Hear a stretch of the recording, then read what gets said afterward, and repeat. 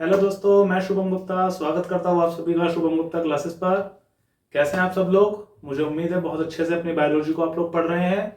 और चलिए आज अपना नया लेक्चर शुरू करते हैं। हम हमारी बायोमोलिक्यूल्स की प्लेलिस्ट चल रही है और उस प्लेलिस्ट के दौरान अभी तक हमने क्या समझा है, लिपिड वाला टॉपिक पूरा समझ लिया है, बिल्कुल वर्ड टू वर्ड अच्छे से डिटेल में। और अब आप लोगों ने अगर एनसीईआरटी पढ़ी होगी तो आप लोगों ने अपना आप समझ लिया होगा कि एनसीईआरटी में शायद इतना डेप्थ में नहीं है जितना डेप्थ में जाकर हम लोगों ने समझ लिया है। अगर आप नीट के लास्ट ईयर के क्वेश्चंस उठाएंगे तो आप लोगों को 21, 22, 2021, 22, 16 के अंदर तो अराउंड इतना ज्यादा काफी सारे क्वेश्चंस आ गए थे लिपिड से। तो आप लोग लास्ट ईयर के प्रीवियस ईयर क्वेश्चन उठाइए और आप लोगों को अपने आप दिख जाएगा कि जो लिपिड हम लोगों ने समझा है, पढ़ा है, उससे बाहर एक भी टॉपिक, एक भी वर्ड नहीं जाएगा। क्लियर है? तो अपने अंदर कॉन्फिडेंस लाने के लिए कि हाँ हम लोग अच्छा पढ़ रहे हैं, तो उसके लिए आप लोगों को क्या करना है, लास्ट ईयर के प्रीवियस ईयर पेपर उठाइए और तब आप लोगों को क्लैरिफाई होगा कि हाँ हम कुछ अच्छा समझ रहे हैं, एक इजी वे में कंसेप्ट समझ आ रहा है। अदरवाइज ये मैं आप लोगों को फिर से बोल देता हूँ सीरियसली, लिपिड जैसा टॉपिक बहुत कम बच्चों को समझ में आता है, या तो वो कंसंट्रेशन से पढ़ नहीं पाते। इसका पीछे का रीजन यही है कि ये टॉपिक अलग अलग अलग अलग टुकड़ों में मिला हुआ है। मतलब एनसीईआरटी में एक जगह फुल डिटेल नहीं है इसका।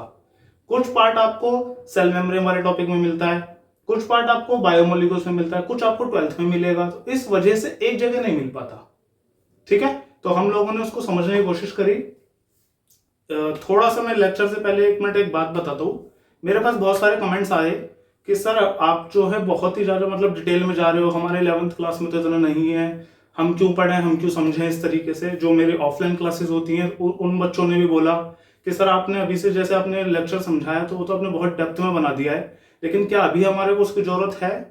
मैं आप लोगों को एक चीज समझाता हूँ। मैं इसलिए ये बात यूट्यूब पे भी बोल रहा हूँ, मैंने उनको भी ये बात बोली ऑफलाइन के स्टूडेंट्स को भी, कि देखिए कंसेप्ट क्लियरिटी के लिए अगर आप लोगों को थोड़ा सा एक्स्ट्रा जाना पड़ भी रहा है तो उसमें फिर दिक्कत क्या है?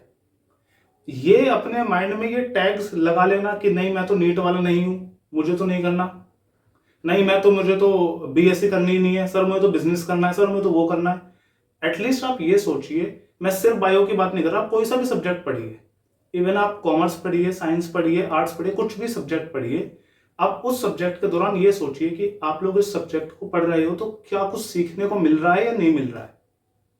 राइट? बायोलॉजी को खुद से पढ़ लेंगे, याद हो जाएगा, याद करके टिक तो करना है, सर नीट में कर देंगे, आप इतना डेप्थ में क्यों पढ़ा रहे हो, इस टाइप के क्वेश्चंस बच्चों ने बोले मेरे से। तो मैं आप लोगों को खुद बोलूंगा कि अगर आप याद करने की कोशिश करेंगे ना, बायो को बिना समझे याद करेंगे, 110% है कि आप लोगों को कभी भी सिलेक्शन नहीं होने का। 110%, नॉट 100%। सीरियसली, आप लोग याद करके टिक जरूर कर सकते हैं, लेकिन कंसेप्ट आपके पास है ही नहीं। कल को अगर इंटरव्यू के दौरान आप लोग किसी अच्छे एग्जाम, फॉर एग्जांपल आप एएफएमसी की तैयारी कर रहे हैं, एक अच्छे एग्जाम की तैयारी कर रहे हैं, तो उस दौरान आप लोगों से अगर उन्होंने 2 क्वेश्चन भी पूछ लिए इंटरव्यू में या वैसे ही, चलिए ये बता दीजिए कंसेप्ट क्या होता है, अब आप लोगों ने ये थोड़ी बोलोगे सर हमने तो लाइन टू लाइन पढ़ी थी, टिक कर आए और पेपर क्लियर हो गया हमारा, तो नहीं। तो आप लोग प्लीज ये बात समझिए, इस बात को समझिए कि कंसेप्ट क्लियरिटी के लिए आप लोगों को थोड़ा सा अपना जो है दायरा बढ़ाना पड़ेगा समझने का। ठीक है?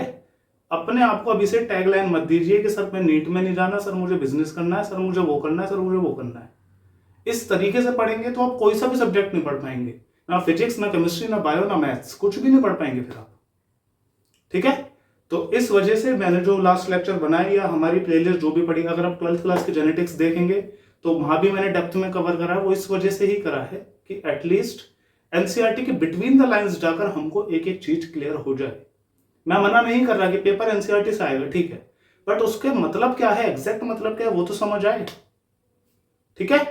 तो प्लीज आप लोग थोड़ा सा पेशेंस रखिए, वीडियो को पूरा समझिए, 1-2 बार पढ़ेंगे, नोट्स बनाएंगे, तभी चीजें समझ आएंगी। खैर चलिए, आज का न्यू टॉपिक शुरू करते हैं हम लोग बायोमोलिक्यूल्स में, हमारा कार्बोहाइड्रेट्स। क्लियर है? देखिए सर, कार्बोहाइड्रेट्स नाम से क्या समझ आता है, थोड़ा थोड़ा कुछ सर ऐसा समझ आता है। कार्बो मतलब तो सर ये बोल दीजिए कार्बन, ठीक है, और सर हाइड्रेट मतलब बोल दीजिए शुगर, वो sorry not sugar, it's a water molecule, hydrated. ठीक है? तो सर ये समझ आता है कि hydrated form of carbon, carbon की हाइड्रेटेड फॉर्म क्या कहलाएगी? कार्बोहाइड्रेट्स। अगर मैं इसको थोड़ा सा ऐसे लिख दूं, H2O को मैं ऐसे लिख दूं अगर H और OH की फॉर्म में, तब भी H2 है। तो एक चीज समझ आती है कि जितने भी कार्बोहाइड्रेट्स पढ़ेंगे उनके अंदर OH और H की मात्रा बहुत ज्यादा होगी। किससे अटैच होंगे? कार्बन से। तो कार्बोहाइड्रेट्स समझ आता है। लेकिन क्या इतने से वर्ड को पढ़ के हमें ये चीज क्लियरिटी नहीं मिल पा रही कि सर ये एक्चुअल में क्या है, इसके अंदर कौन सा ग्रुप प्रेजेंट है, ये समझ नहीं आ रहा।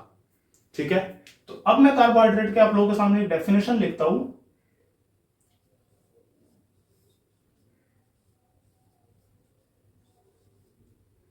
डेफिनेशन तो देखिए, अब what is carbohydrates? Carbohydrates are, आप लोग प्लीज मेरे साथ साथ नोट्स करेंगे। Carbohydrates are optically active,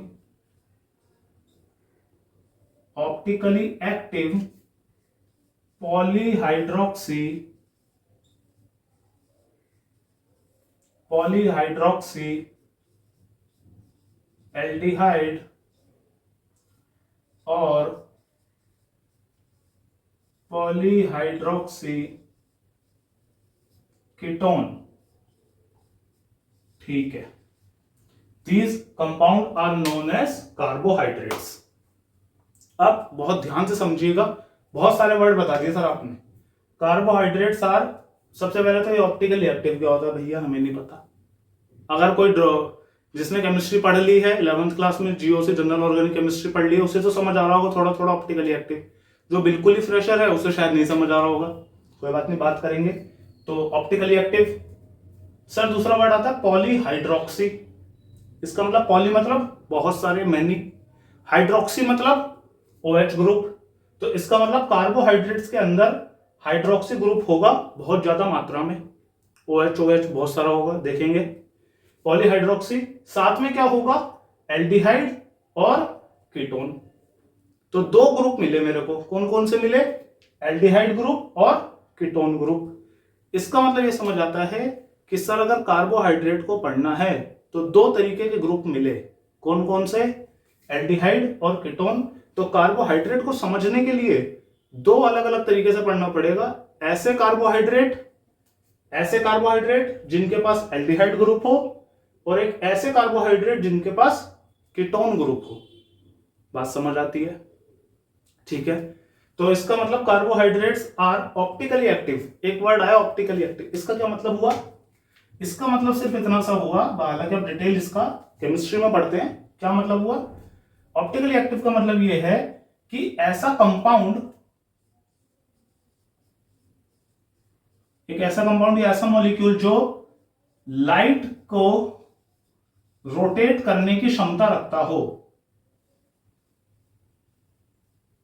light को रोटेट कर दे, किधर की साइड रोटेट कर दे? या तो क्लॉकवाइज या फिर एंटी क्लॉकवाइज। कैसे? अगर ये लाइट क्लॉकवाइज डायरेक्शन में घूमेगी या फिर एंटी क्लॉकवाइज डायरेक्शन में घूमने लगेगी। जैसे ही मैं इस कंपाउंड से, कोई कार्बोहाइड्रेट के कंपाउंड से मैंने बीम ऑफ लाइट मारी, तो अगर वो क्लॉकवाइज या एंटी क्लॉकवाइज डायरेक्शन में रोटेट होगी, ठीक, अगर वो क्लॉकवाइज डायरेक्शन में रोटेट हो गई तो उसे तो बोलेंगे डेक्स्ट्रो रोटेटरी। क्या बोलेंगे? Dextro rotatory. ठीक, और अगर एंटी क्लॉकवाइज हो गई तो उसे बोलेंगे लीवो रोटेटरी, लीवो रोटेटरी। तो ऑप्टिकली एक्टिव का मतलब इतना सा है, ऑप्टिकली एक्टिव वो सभी कंपाउंड्स होते हैं जो प्लेन पोलराइज लाइट को घुमाने की क्षमता रखते हैं, रोटेट करने की क्षमता रखते हैं, या तो क्लॉकवाइज या फिर एंटी क्लॉकवाइज। क्लियर हुआ? These compound are known as optically active compound. तो कार्बोहाइड्रेट्स कैसे हैं? Carbohydrates are optically active. Polyhydroxy, इनके कंपाउंड में बहुत सारे हाइड्रोक्सी ग्रुप होंगे, इनके कंपाउंड में बहुत सारे हाइड्रोक्सी ग्रुप होंगे, एंड एल्डिहाइड ग्रुप होगा एंड कीटोन ग्रुप होगा। क्लियर हुआ? तो अब हम देखेंगे कुछ अलग अलग कार्बोहाइड्रेट्स। चलिए, आई होप आप लोगों ने नोट कर लिया होगा, इसको नोट करिए और मेरे साथ साथ फिर आगे हम फ्लो चार्ट बनाते हैं कैसे होता है।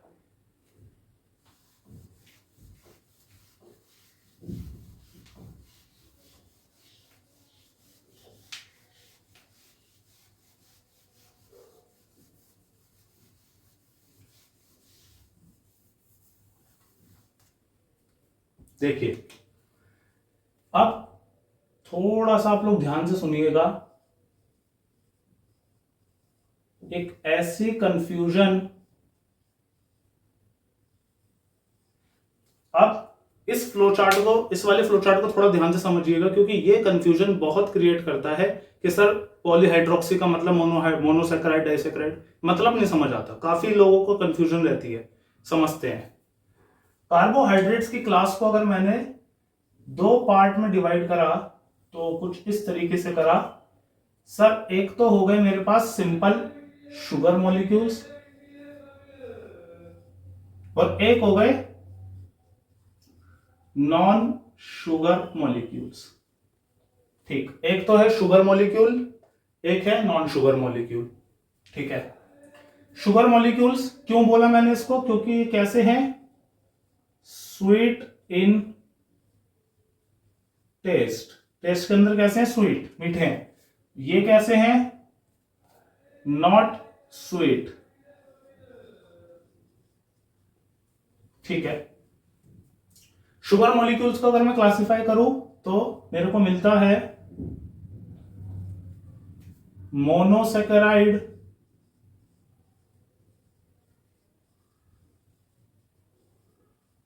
एंड ऑलिगोसैकेराइड। मोनोसैकेराइड एंड ऑलिगोसैकेराइड, तो मेरे को दो मिले, मोनोसैकेराइड और ऑलिगोसैकेराइड। ठीक है, और अगर मैं इसको क्लासिफाई करूं तो इधर मिलता है मेरे को पॉलीसैकेराइड। सर इसका मतलब बताइए, क्योंकि ये बहुत कंफ्यूजन करता है, मुझे पता है आप लोगों को ये बहुत कंफ्यूजन करता है, क्योंकि मुझे भी करता था। आज समझते हैं एक बार। कार्बोहाइड्रेट्स को मैंने दो पार्ट में डिवाइड करा, शुगर मॉलिक्यूल्स या फिर नॉन शुगर। कार्बोहाइड्रेट या तो टेस्ट में कैसे होंगे, स्वीट होंगे या फिर नॉर्मल, कुछ नहीं। उसके हिसाब से मीठे, शुगर है, मीठे जैसे लगते हैं, तो फिर मोनोसैकेराइड और ऑलिगोसैकेराइड, दो पार्ट। अगला पॉलीसैकेराइड। सर मोनोसैकेराइड का मतलब, मोनोसैकेराइड वर्ड देखिए, मोनोसैकेराइड, तो मोनो मतलब सिंगल। कार्बोहाइड्रेट्स की सबसे सिंगल यूनिट, सबसे छोटी यूनिट जो होती है वो होती है मोनोसैकेराइड की। अगर आपके पास कार्बोहाइड्रेट है, फॉर एग्जांपल आप लोगों ने राइस खाया, और राइस खाने के दौरान राइस में आप लोगों को मिला स्टार्च। स्टार्च एक पॉलीसैकेराइड है। जब वो टूटेगा डाइजेशन के दौरान, जब वो अपने सिंपल यूनिट में टूटेगा, तो उसकी सिंपलेस्ट यूनिट क्या है, मोनोसैकेराइड। क्लियर हुआ? तो इस मोनोसैकेराइड को, इसके एग्जांपल क्या होंगे हमारे पास, जैसे कि sir glucose, sir fructose, sir galactose, sir mannose, बहुत सारे हो सकते हैं, अभी हम सबके बारे में देखेंगे थोड़ा थोड़ा। देन सर ऑलिगोसैकेराइड का मतलब, मोनोसैकेराइड मतलब सिंगल यूनिट। इस ग्लूकोज के अंदर 6 कार्बन, इससे छोटी यूनिट नहीं टूट सकती। ठीक है, जब मोनोसैकेराइड आपस में जुड़ते चले जाएंगे, फॉर एग्जांपल एक ग्लूकोज ये रहा, प्लस एक और ग्लूकोज, प्लस एक और ग्लूकोज, तो बहुत सारे ग्लूकोज की यूनिट जुड़ती जाएगी, अलग अलग कंपाउंड बनते जाएंगे। देखते हैं, तो इसका मतलब वन सिंगल यूनिट से ज्यादा, कोई कितने भी हो तो वो सब कैसे आ गए, ऑलिगोसैकेराइड में। ऑलिगोसैकेराइड में कहां से कहां तक आते, 2 यूनिट से लेकर 9 यूनिट तक।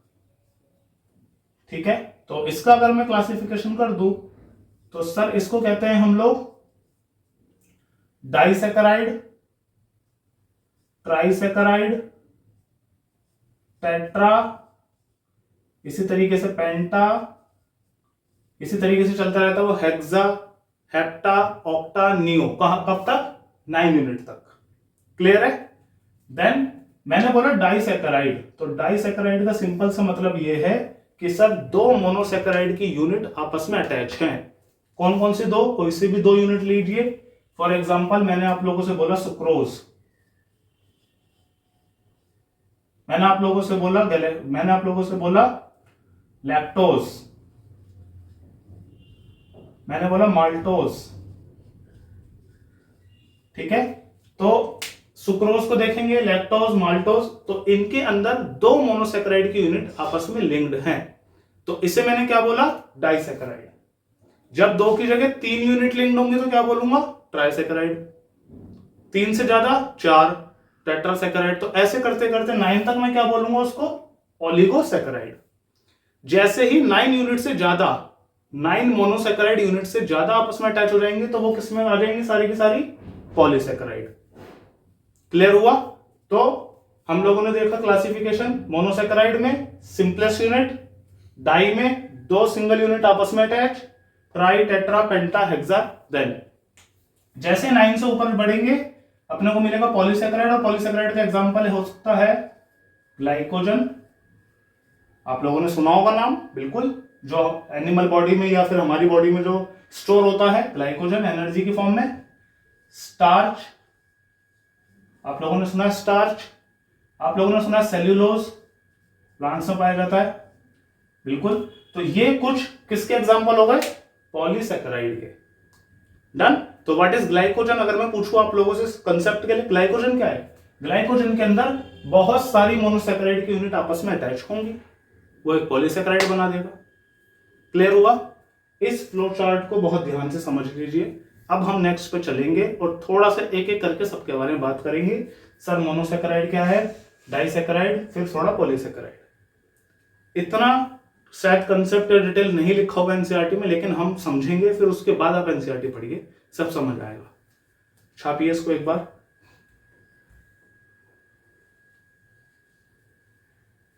चलिए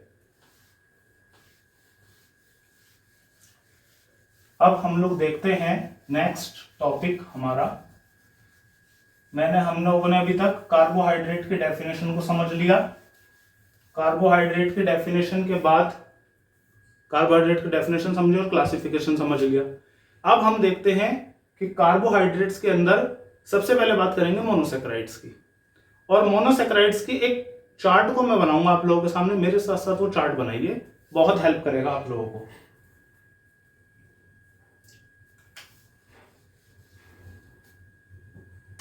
देखिए सबसे पहले अगर मैंने हेडिंग डाली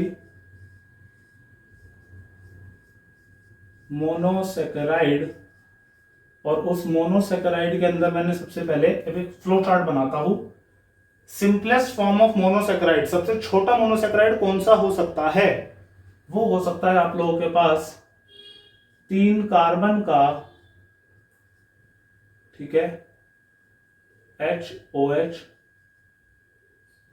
CH2OH, और सबसे ऊपर ग्रुप एल्डिहाइड ग्रुप। कार्बोहाइड्रेट पढ़ रहे हैं तो दो तरीके के ग्रुप मिलेंगे, या तो एल्डिहाइड या फिर कीटोन। तो अभी हम जो बना रहे हैं वो सारे एल्डिहाइड वाले होंगे। मोनोसेकेराइड एल्डिहाइड वाले होंगे, ठीक है। तो ये सबसे छोटा मैंने बनाया, इसका नाम है ग्लाइसिर एल्डिहाइड। ग्लाइसिर एल्डिहाइड। अब इसी से ही आगे दो निकलेंगे, ये देखिए। अब ये 3 कार्बन का था आप लोगों के सामने, अब जो नेक्स्ट आएंगे यहां से 2 4 कार्बन के हो जाएंगे वो।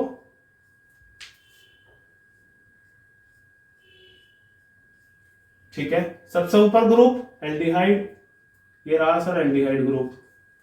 मेरे साथ साथ पहले ध्यान से समझिए, ऊपर एल्डिहाइड। सर सबसे नीचे ग्रुप कौन सा था पीछे वाले में? देखिए 3 कार्बन में सबसे नीचे CH2OH, तो CH2OH। उस CH2OH के ऊपर उस वाले कार्बन पे हाइड्रोजन इधर था और ऑक्सीजन OH इधर था, राइट।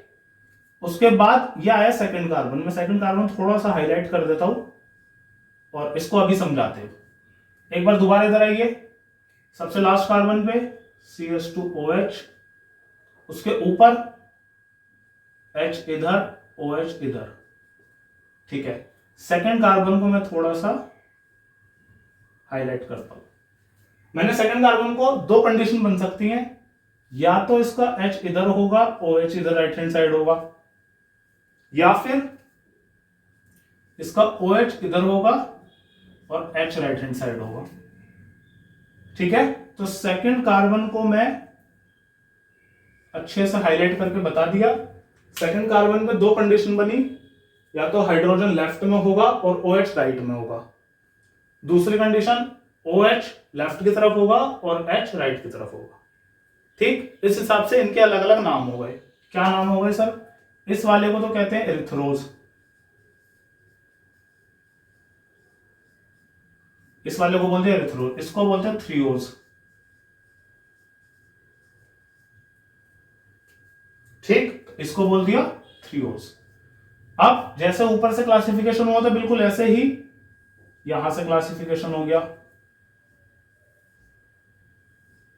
यहां पे अब 4 कार्बन ऊपर, तब यहां पे कितने रहेंगे? 5-5 कार्बन, तो 1 2 3 4 5।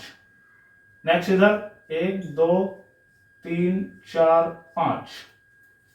नेक्स्ट इधर 1 2 3 4 5। देन नेक्स्ट इधर 1 2 3 4 5। क्लियर है? तो हमारे 5-5 कार्बन के ये बन गए। अब इनको बनाते हैं। सबसे ऊपर ग्रुप CHO, सबसे लास्ट में CH2OH, ये तो फिक्स है। ऊपर वाले से मिलाइए CH2OH CH2OH। इसके इधर चलिए, H इधर OH इधर, ठीक है। उसके ऊपर H इधर OH इधर, और इसका थोड़ा सा हाईलाइट कर दीजिए, अभी देखेंगे। इधर आइए, CHO ग्रुप, CH2OH ग्रुप, इसके ऊपर एक्चुअल में ये वाला तो आया तो इसी से निकल कर आया एरिथ्रोज से, तो एरिथ्रोज वाले को देखेंगे। इधर H इधर OH इधर, उसके ऊपर H इधर OH इधर। सेकंड कार्बन को थोड़ा सा हाईलाइट करिए, और वही दो कंडीशन जैसे ऊपर बनी थी, या तो H लेफ्ट में होगा OH राइट में, या फिर OH लेफ्ट में होगा H राइट में। ठीक, इसका नाम सर ये है राइबोस, और सर ये है अरबिनोज। राइबोस अरबिनोज, ठीक है। दोबारा देखिए, इस एरिथ्रोज के दो पार्ट हुए, 5-5 कार्बन के। सेकंड कार्बन को हमने हाईलाइट करा, सेकंड कार्बन को हाईलाइट करके दो कंडीशन बनी, उस हिसाब से इनका नेम हो गया। सबसे पहला 5 कार्बन का राइबोस, और ये अरबिनोज। नेक्स्ट आइए, सबसे ऊपर ग्रुप CHO, सबसे लास्ट में ग्रुप CH2OH।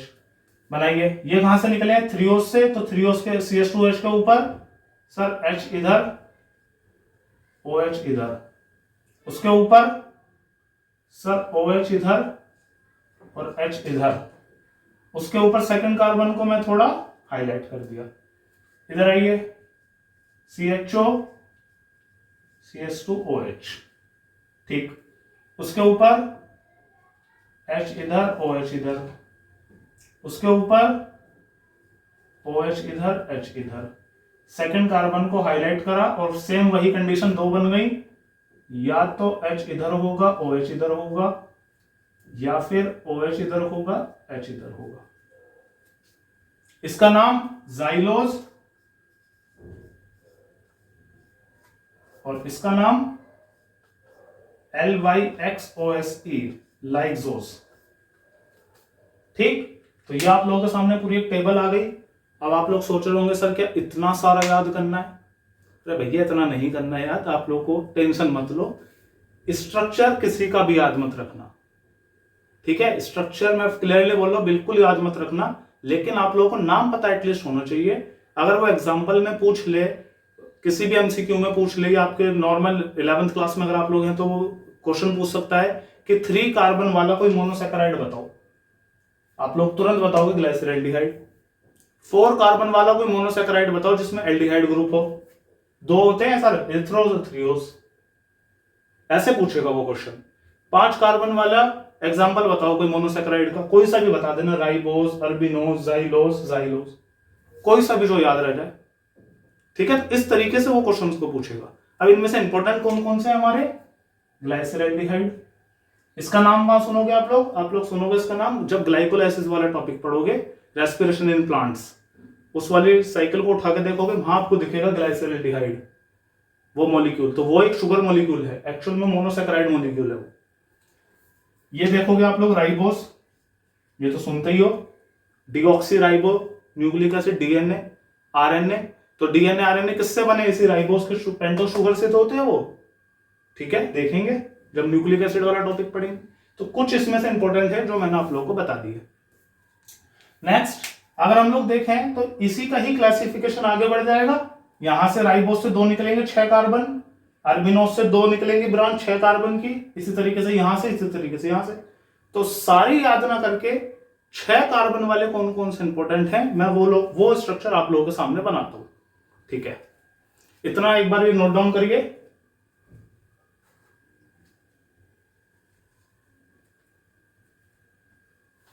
चलिए नेक्स्ट पे चलते हैं हम लोग। हमने 3 कार्बन वाला देखा, 4 वाला देखा, 5 वाला देखा, अब देखते हैं एक बार 6 वाला।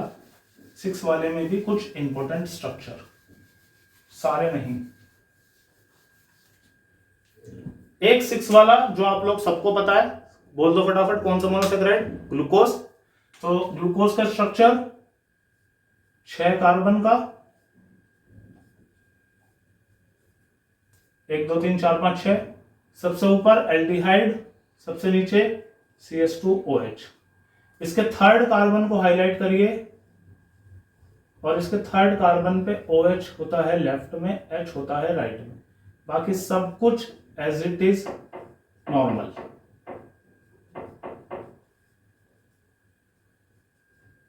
बाकी सब कुछ एज इट इज नॉर्मल। मैं इसको बॉक्स में बंद करता हूं। तो इसके 3rd कार्बन पे होता है OH लेफ्ट की तरफ। ये स्ट्रक्चर आप लोगों का ग्लूकोज का, 6 कार्बन का, और ये स्ट्रक्चर आप लोगों को ग्लूकोज का। ये आपको याद करना है, जो याद करने वाले हैं वो मैं बता दूंगा, ये याद करना है।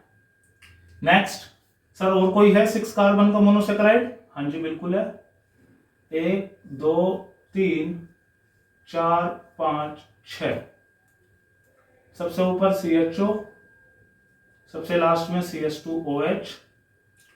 इसके बिल्कुल होता तो ग्लूकोज जैसा ही है स्ट्रक्चर, ग्लूकोज जैसा स्ट्रक्चर है तो 3rd कार्बन पे ऐसे तो होगा ही होगा। इसके 2nd कार्बन पे भी होता है बिल्कुल सेम ऐसे ही, OH लेफ्ट में और H राइट में। बाकी सब कुछ ग्लूकोज जैसा ही है, कुछ चेंज ही नहीं है। इसमें और इसमें कौन से कार्बन पे फर्क आ रहा है सिर्फ अगर आप ध्यान से देखेंगे तो सिर्फ 2nd कार्बन पे, बाकी पूरा स्ट्रक्चर ग्लूकोज जैसा ही है। इसका नाम है मैनोज, इसका नाम हो गया मैनोज। 6 कार्बन का ग्लूकोज और मैनोज में कौन से कार्बन पे फर्क आता है? 2nd कार्बन, ठीक है। ध्यान से समझिएगा, भी एक बहुत इंपॉर्टेंट कंसेप्ट आने वाला है यहां से। एक और आइए इधर। सर और कोई है? बिल्कुल है, 2 3 4 5 6, सबसे ऊपर एल्डिहाइड ग्रुप CH2OH। ये भी बिल्कुल सेम ग्लूकोज जैसा है, ग्लूकोज जैसा है तो 3rd कार्बन पे ऐसे हो जाएगा, लेकिन इसके 4th कार्बन पे फर्क आ जाता है। इसके 4th कार्बन पे OH लेफ्ट में चला जाता है। तो ये स्ट्रक्चर है आपका गैलेक्टोज। तो ग्लूकोज और गैलेक्टोज, ये तीनों स्ट्रक्चर आपको पहली बात तो याद रखने हैं। तो ध्यान से देखिए, अब ग्लूकोज और गैलेक्टोज में कौन से कार्बन पे फर्क आ रहा है? सिर्फ 4th कार्बन पे। ग्लूकोज और मैनोज में कौन से कार्बन पे फर्क आ रहा है? 2nd कार्बन पे। तो इसी तरीके से जब इसके 4th पे आ रहा है, इसके 2nd पे आ रहा है, राइट। यहां से कंसेप्ट आता है जिसे हम लोग कहते हैं एपीमर। क्या बोलते हैं? Epimer. When, what is epimer? When 2 monosaccharide, एक मोनोसेकेराइड ये रहा, एक मोनोसेकेराइड ये रहा, when 2 monosaccharide are differ from each other, एक दूसरे से अलग अलग हैं, at a single specific carbon. सिर्फ और सिर्फ ग्लूकोज और गैलेक्टोज में फर्क कहां पर आ रहा है? 4th कार्बन पे। सिर्फ एक कार्बन के ओरिएंटेशन की वजह से ये दोनों मॉलिक्यूल अलग अलग हो गए, इसी वजह से ये दोनों एक दूसरे के कैसे क्या कहलाए? एपीमर। बिल्कुल ठीक इसी तरीके से ग्लूकोज और मैनोज आपस में क्या है? एक दूसरे के एपीमर। तो व्हाट इज एपीमर? डेफिनेशन लिख सकते हैं, when 2 monosaccharides are differ from each other in their configuration around a single specific carbon. केवल एक कार्बन की ओरिएंटेशन पे फर्क आने की वजह से दो मोनोसेकेराइड आपस में क्या कहलाए, epimer. Example glucose and galactose, glucose और मैनोज। क्लियर हुआ कंसेप्ट? ये था आप लोगों के सामने पूरा, मैंने एक फ्लो चार्ट के रूप में आप लोगों को दे दिया। जो जो याद करने थे वो मैंने बता दिए। नेक्स्ट टॉपिक पे चलते हैं।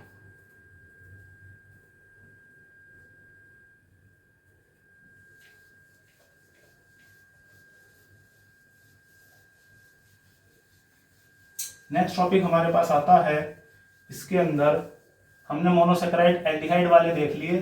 अब समझेंगे ऐसे मोनोसेकेराइड जिनमें कीटोन ग्रुप होता है।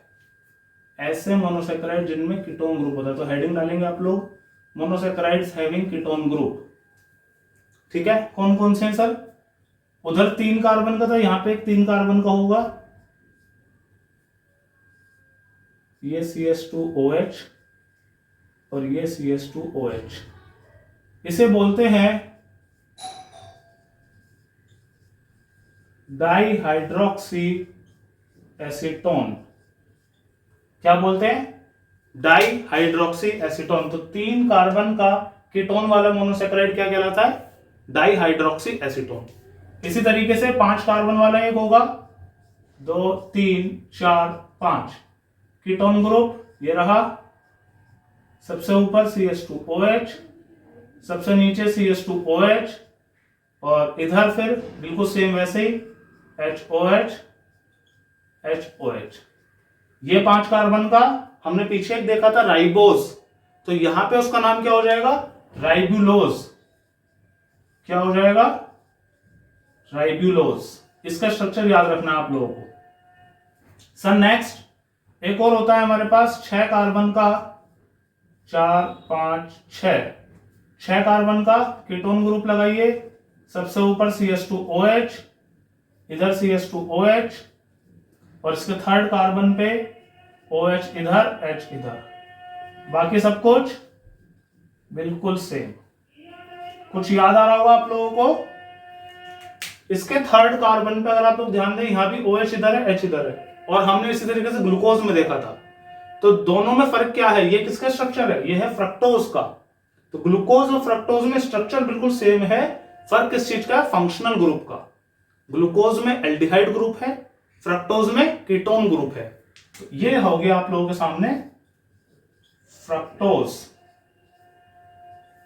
ठीक है, दिस इज 6 कार्बन का आप लोगों के सामने ग्लूकोज। हमने ग्लूकोज समझा, एल्डिहाइड, फ्रक्टोज देखा, कीटोन। तो ये कुछ मोनोसेकेराइड है कीटोन ग्रुप के, आप लोग ज्यादा याद मत करिए, सिर्फ इतने से काम चल जाएगा। सर ये कहां से पढ़ेंगे डाइहाइड्रोक्सी एसीटोन? ये पढ़ेंगे अपने ग्लाइकोलाइसिस वाले टॉपिक में।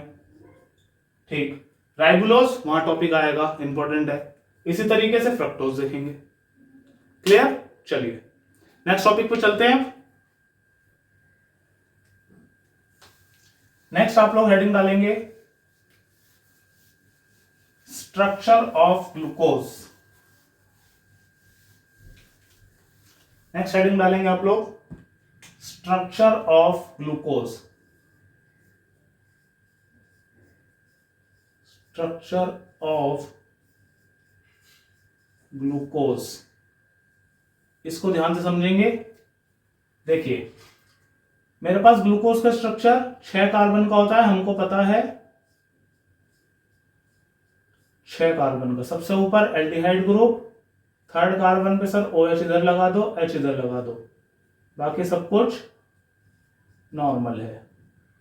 H इधर, OH इधर, H इधर, OH इधर, और इधर CH2OH।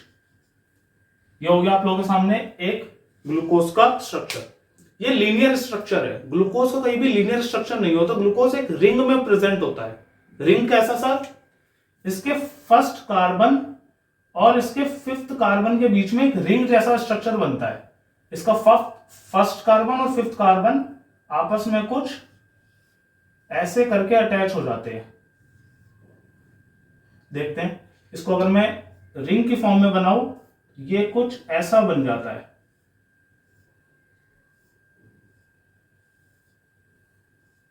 ठीक है, तो इसका फर्स्ट कार्बन और इसका फिफ्थ कार्बन आपस में अटैच हो गए एक ऑक्सीजन के साथ। क्लियर है? तो इसके फर्स्ट कार्बन पे अब आप लोग इस तरीके से डालेंगे, सेकंड कार्बन पे देखेंगे H इधर है तो H ऊपर हो गया, OH नीचे। थर्ड कार्बन देखेंगे तो थर्ड कार्बन पे हमारा OH ऐसे और H इधर नीचे के साइड। फोर्थ कार्बन देखेंगे तो फोर्थ पे H ऊपर OH नीचे। इसी तरीके से फिफ्थ कार्बन पे H अटैच है और उससे क्या अटैच है, सिक्स्थ कार्बन जो रिंग से बाहर है। तो रिंग से बाहर है तो इसको बाहर रखेंगे, CH2OH जो कि सिक्स्थ कार्बन। तो ये आप लोगों के सामने इस ग्लूकोज का एक रिंग स्ट्रक्चर आया ऐसा। इसे कहते हैं हम लोग पायरान रिंग स्ट्रक्चर। क्या बोलते हैं? Pyran ring structure of glucose. Pyran ring structure of glucose. तो फर्स्ट और फिफ्थ ने आपस में एक रिंग बनाई और कुछ इस तरीके से स्ट्रक्चर हमारे सामने आया। इसका थर्ड कार्बन ये रहा। अगर मैं नंबरिंग करूं, first, second, third, fourth and fifth. इसके थर्ड कार्बन पे OH लेफ्ट में था तो OH ऊपर, H नीचे। क्लियर हुआ? This is the ring structure of glucose. इसी तरीके से इसका एक और स्ट्रक्चर बन सकता है, यहां पे मैं बनाता हूं, देखेंगे। अगर मैं इसके फर्स्ट कार्बन से इधर पहले HOH ऐसे ओरिएंटेशन में था और इसको अगर मैं रिवर्स कर दूं, OH ऊपर कर दूं और H नीचे कर दूं, तो देखेंगे बाकी सब कुछ सेम है। सेकंड, थर्ड पे तो होता ही है OH ऊपर, फोर्थ एंड देन फिफ्थ। देखेंगे तो फर्स्ट कार्बन के ओरिएंटेशन को मैंने हल्का सा रिवर्स करा तो ये दोनों आपस में कहलाए एक दूसरे के एनोमर। क्या कहलाए? ये कहलाए एक दूसरे के एनोमर। तो फर्स्ट कार्बन पे ओरिएंटेशन चेंज हो गया तो ये वाला जो फर्स्ट वाला है इसे कहेंगे अल्फा ग्लूकोज, और जब OH ऊपर चला जाता है तो इसे बोलते हैं बीटा ग्लूकोज। तो ये अल्फा और बीटा का जो फर्क आया वो कौन से कार्बन पे आया? वो आया फर्स्ट कार्बन पे। तो इसलिए फर्स्ट कार्बन को हम एनोमेरिक कार्बन भी बोलते हैं, इसी एनोमर से निकला है। तो ये रहा एनोमर। तो व्हाट इज एनोमर? कंसेप्ट आया एक। तो what is anomer? Sir, the alpha and beta cyclic form of glucose at first carbon is known as anomer. Done? तो ये एक कंसेप्ट आप लोगों के सामने आया स्ट्रक्चर ऑफ ग्लूकोज में, अल्फा ग्लूकोज और beta glucose. Done? Next heading, structure of fructose.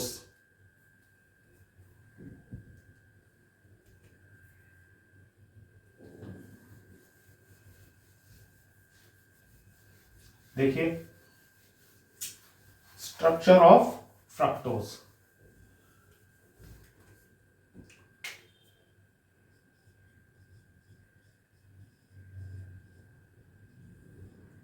ठीक है, तो फ्रक्टोज 6 कार्बन का होता है सर, 3, 4, 5, 6। सेकंड कार्बन पे सर कीटोन ग्रुप सबसे ऊपर CH2OH, इधर CH2OH, और सर थर्ड कार्बन पे OH इधर होता है और H इधर होता है, बाकी सब नॉर्मल है। अब इसके भी बिल्कुल रिंग बनेगी। रिंग किस किसके बीच में? एक तो फंक्शनल ग्रुप के बीच में, इस O वाले सेकंड कार्बन के और इस फिफ्थ कार्बन के बीच में रिंग बनेगी, और रिंग बन के ये कुछ ऐसे स्ट्रक्चर बनेगा, कुछ ऐसे। तो इसकी रिंग अगर मैं बनाऊं तो रिंग कुछ ऐसे बनेगी, बीच में O,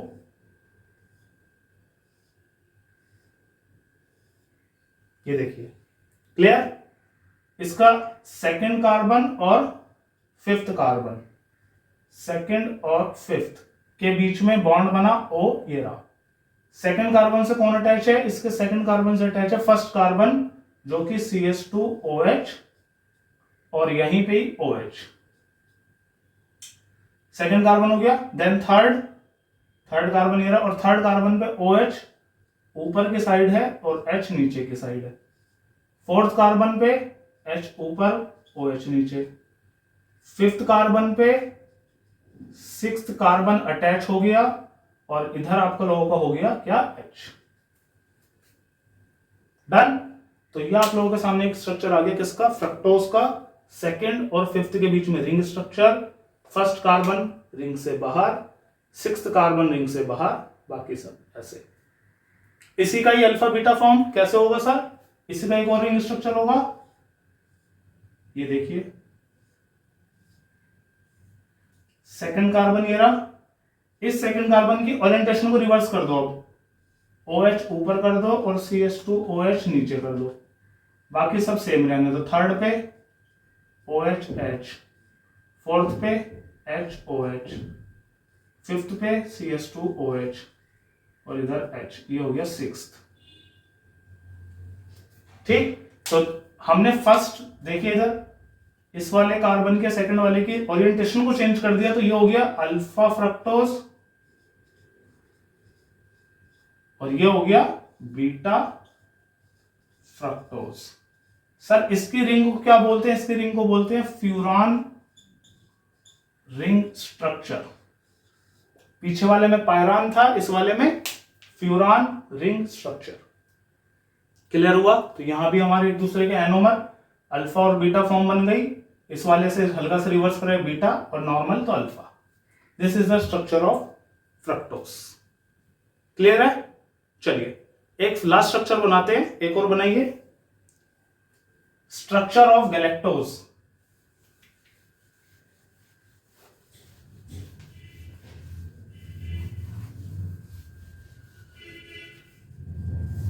स्ट्रक्चर ऑफ गैलेक्टोज देखेंगे। अभी गैलेक्टोज को मैंने आप लोगों को थोड़ी देर पहले एक बना के दिखाया था कि बिल्कुल ग्लूकोज और गैलेक्टोज आपस में क्या है, एपीमर, 1 2 3 4 5 6 कार्बन का। बिल्कुल कैसा दिखता है सर, ग्लूकोज जैसा है। इसके 3rd कार्बन पे OH इधर, H इधर, लेकिन इसके 4th पे भी ऐसे होता है, इसके 4th कार्बन पे हल्का सा फर्क आता है और बाकी सब कुछ नॉर्मल ग्लूकोज जैसा। ये बनाया था हमने गैलेक्टोज का स्ट्रक्चर। इसका रिंग स्ट्रक्चर बना के दिखाइए। इसका रिंग स्ट्रक्चर बिल्कुल ग्लूकोज जैसा होगा, 6 कार्बन का रिंग, एल्डिहाइड ग्रुप, 1st और 5th के बीच में बॉन्ड बनेगा। ये अब आप लोगों को समझ आ रहा होगा, ऐसे प्यूरान रिंग स्ट्रक्चर, 1st के और 5th के बीच में बॉन्ड बन गया और सब कुछ कैसा है, ग्लूकोज जैसा। क्या सब कुछ ग्लूकोज जैसा है सर, नहीं। इसके 3rd कार्बन पे तो ये आ गया OH ऊपर H नीचे, इसके सर 4th पे भी होता है, इसके 4th पे भी OH ऊपर और H नीचे, और इसके 5th पे CH2OH जो कि 6th कार्बन बाहर और H। तो इसका जो है 4th कार्बन वाला है, ये 4th carbon. This is the structure of galactose. ये स्ट्रक्चर अभी हमारे को आगे जब हम टॉपिक पढ़ेंगे उसमें बहुत हेल्प करेगा। तो मैं उम्मीद करता हूं आप लोगों को अभी तक सब कुछ क्लियर है।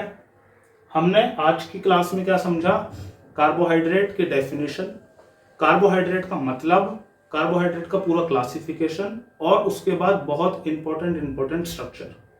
नेक्स्ट क्लास में हम लोग इसका पार्ट 2 कंटिन्यू करेंगे, उसमें मैं आप लोगों को डाइसैकेराइड और पॉलीसैकेराइड के बारे में डिस्कस करेंगे। इनके स्ट्रक्चर्स की प्रैक्टिस करिए और नेक्स्ट क्लास में फिर आप लोगों को बहुत ईजी कंसेप्ट मिलेगा। इतना मजा आएगा डाइसैकेराइड पढ़ने में, रटने की टेंशन नहीं खत्म। ये प्रॉमिस मेरा है, आप लोगों को रटना नहीं पड़ेगा, प्रॉमिस मैं करता हूं। ठीक है, स्ट्रक्चर की प्रैक्टिस करिए और मिलते हैं नेक्स्ट क्लास में। वीडियो पसंद आए हो, कुछ कंसेप्ट मिला हो अच्छा, तो लाइक करिए, शेयर करिए और अपने दोस्तों को जरूर बताइए। सिर्फ अपने तक मत रखिए कंसेप्ट को। ठीक है, चलिए मिलते हैं नेक्स्ट में। Thank you.